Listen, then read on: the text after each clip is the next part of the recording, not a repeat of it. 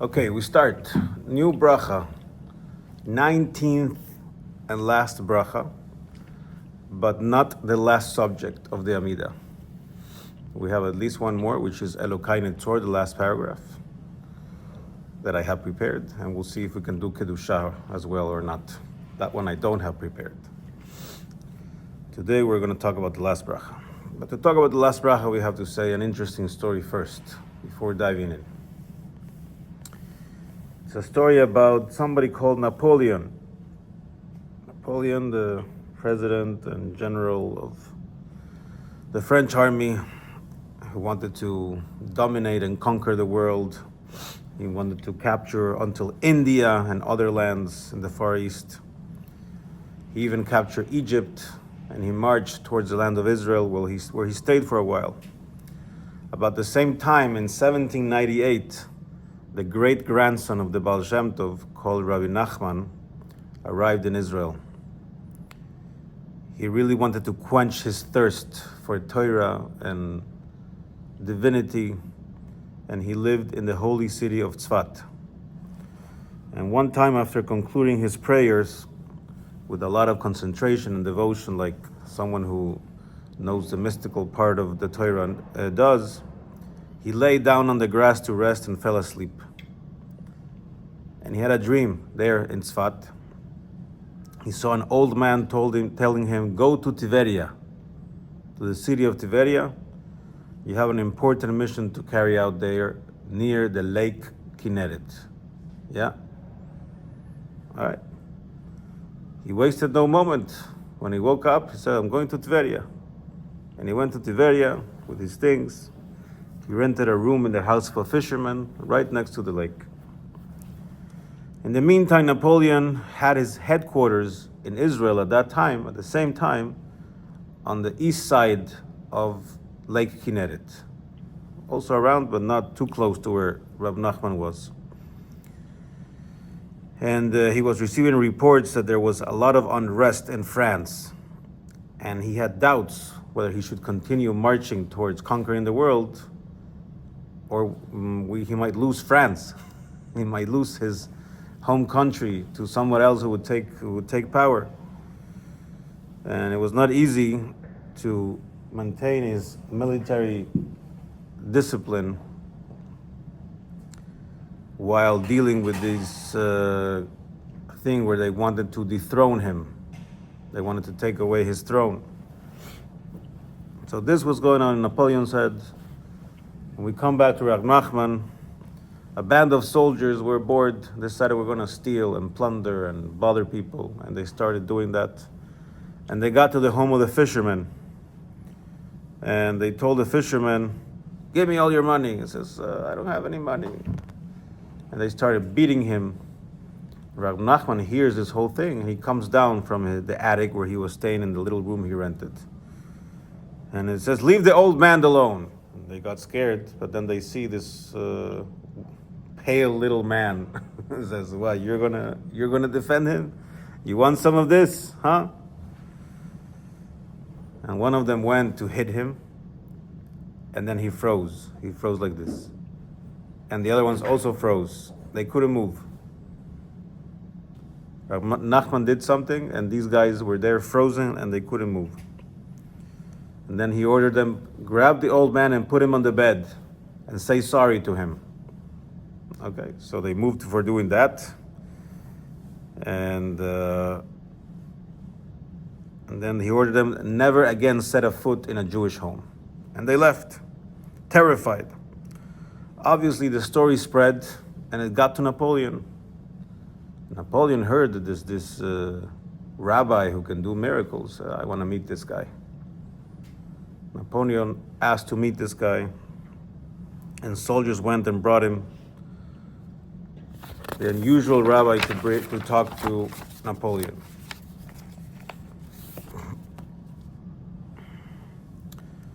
And so Napoleon is approaching him, and Rav Nachman says, good evening, your majesty. Blessed are you in coming. And Napoleon says, how do you know I was the king? How do you know I'm the emperor? How do you know? I didn't present myself. It's not like there were pictures all over of Napoleon's face. And he says, our Torah enlightens the eyes of those who follow his teachings. So, I know some stuff, basically, he was telling him. So Napoleon realized this guy had some good information, good connections, and he said, maybe he can help me with my dilemma. What should I do? Should I continue conquering the whole world till far east, or should I go back to France and fix a problem there?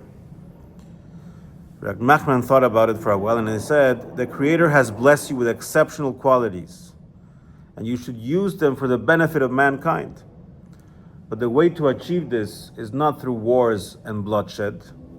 Do not allow your military victories to mislead you that that is the right way to go.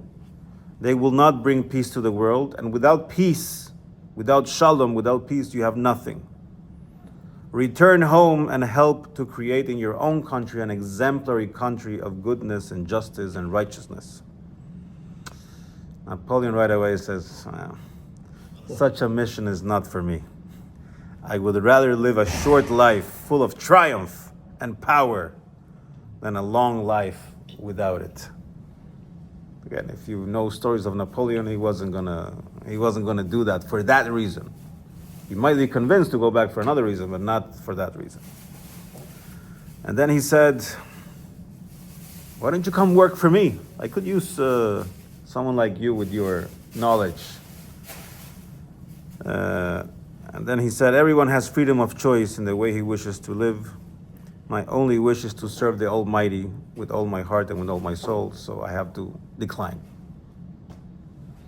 And that was it. From Napoleon's perspective, it didn't make any difference to meet Reb Nachman. Because we know the story. He kept going, and he kept going, and he kept going.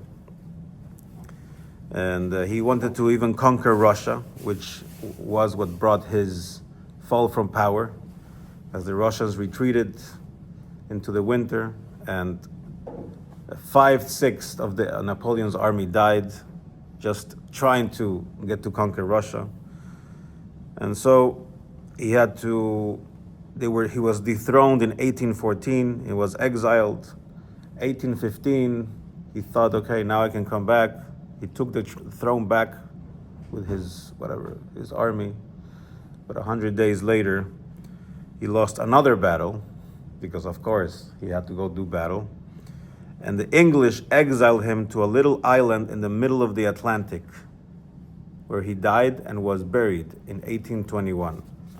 This little island called St. Helena, yes, is right here. You see it? No, you don't. It's a tiny little island in the middle of the Atlantic, near Africa. Interesting, it has a tourist, I don't think people go visit, but it has a tourist attraction called Jacob's Ladder, which is very relevant because this week we're reading about Jacob's Ladder. It's basically this very, very, very, very long staircase up a mountain. He was buried there, and eventually, after a lot of infighting, he was moved to France, like in the 1940s. But the point of the story is he did not get peace. He did not follow the advice of Shalom, which is the bracha we're going to start right now, right? Sim Shalom, peace. Peace, peace forever.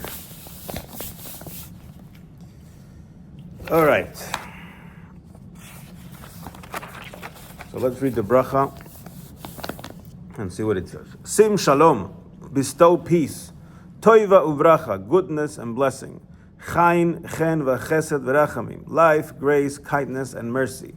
Aleinu al kol Yisrael amecha, upon ourselves and upon all of Israel, your people.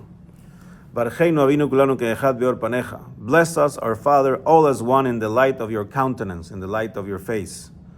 Ki be'or panecha natata lanu, for in the light of your countenance, you have given us Hashem Elokeinu, God, our God, or Hashem, our God. Torah Chaim ve'ahavat Chesed, the Torah of life and love, and of a love of kindness. Utzedaka ubracha v'rachamim chaim v'shalom, righteousness, blessings, mercy, life, and peace. V'tov ve'enecha levarech et amcha Yisrael v'chol edu v'chol shah b'shlomecha. May it be good in your eyes to bless your people, Israel, at all times and at every hour with your peace. Baruch atah Hashem, blessed are you God, HaMevarech et Amo Yisrael Bashalom, who blesses his people Israel with peace. Yes? Again, reminder, even though this is part of the brachas of thanksgiving, we already said thank you in the previous bracha, and here we're saying thank you by asking for a lot of stuff. Right? Shalom, Toiva, Bracha, Chaim, Chem, give us all this stuff. Because we still depend, we still depend on you. Okay, so general comments. Again, this is the last bracha of the Amidah, and we're asking for peace with various flavors, so to speak, various words that are going to complement this peace. Peace is the blessings par excellence. If you have no peace, you're not able to enjoy any other bracha you have. You can have a lot of money and a lot of health, but if you have no peace, it's worthless. It doesn't work. So we have the end of the Amidas ending with the seal of peace. And there are 3 levels of peace that really are 4.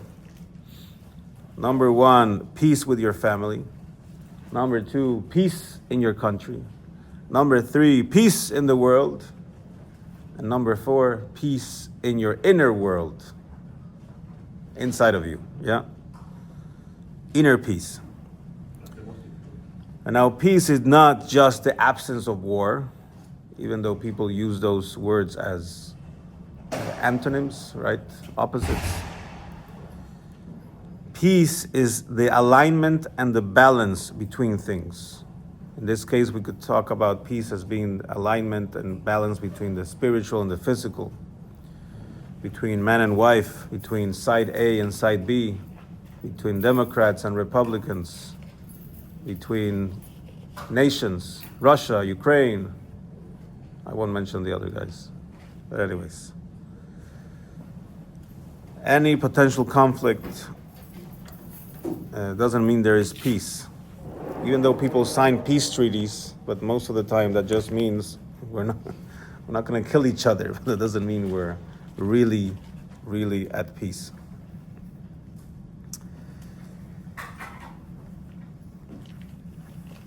And sins themselves, when we do something against Hashem, this also by itself creates an unbalance that does not help to have peace in all these levels. Things was falling down. For this reason, the Gaon of Vilna says that peace is when you reach a moment where you are able to perfect your character traits, when you achieve a balance within yourself.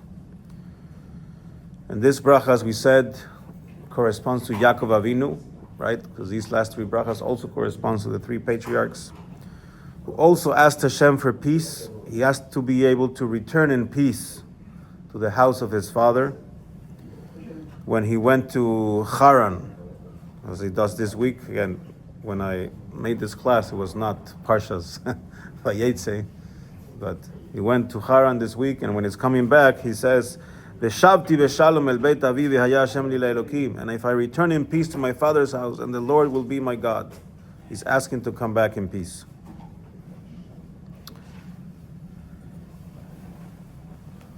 Now, as we mentioned, this also includes a request for inner peace or for mental peace. Because a peaceful person, a person who's at peace with himself, can make much better decisions, and he's not as affected by the external world, by whatever is happening in Washington or in other countries for his or on his life. And when you have inner peace, you can deal better with the ups and downs that are regular in a daily life. Obviously, always having a positive attitude. Part of which is connected to what we finished yesterday talking about Moedim, that part of this inner peace is being at peace with what Hashem sends to you. We talked yesterday about thanking Hashem for everything that He sends you.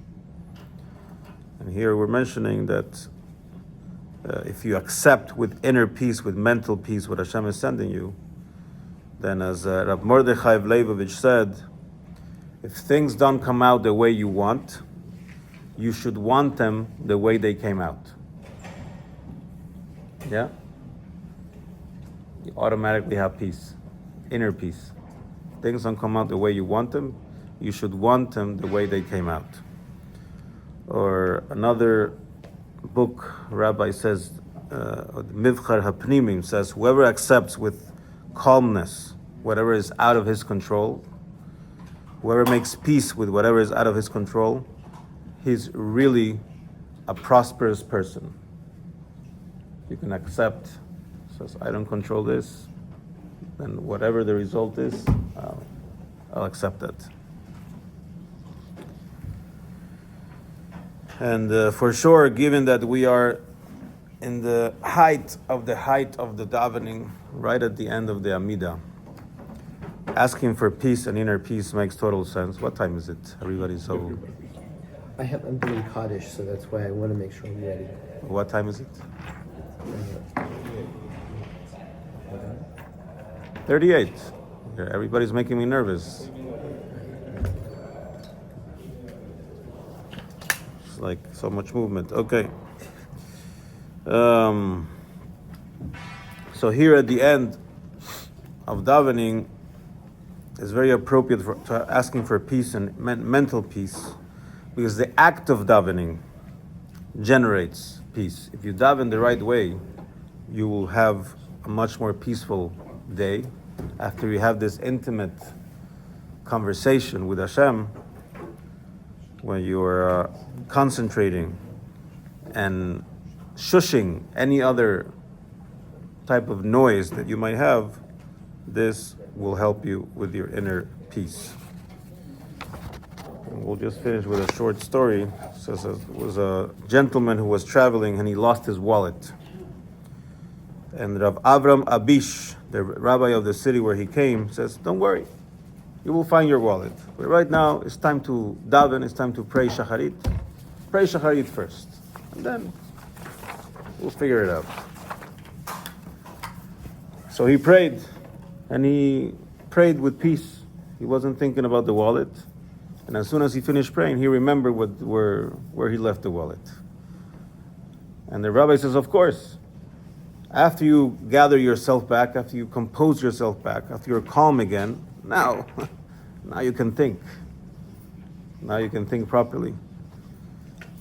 And for sure, one of the obvious kavanas, one of the obvious intentions we should have when we say this bracha of peace, is to have peace between Yidden, be tolerant with each other. You know, there's a lot of strife between Jews in the land of Israel, but we have to figure out how to make peace and how to fulfill the mitzvah of ve'ahavta l'reacha kamocha, loving your fellow Jew as yourself. Okay, we'll continue next week, Ezrat Hashem.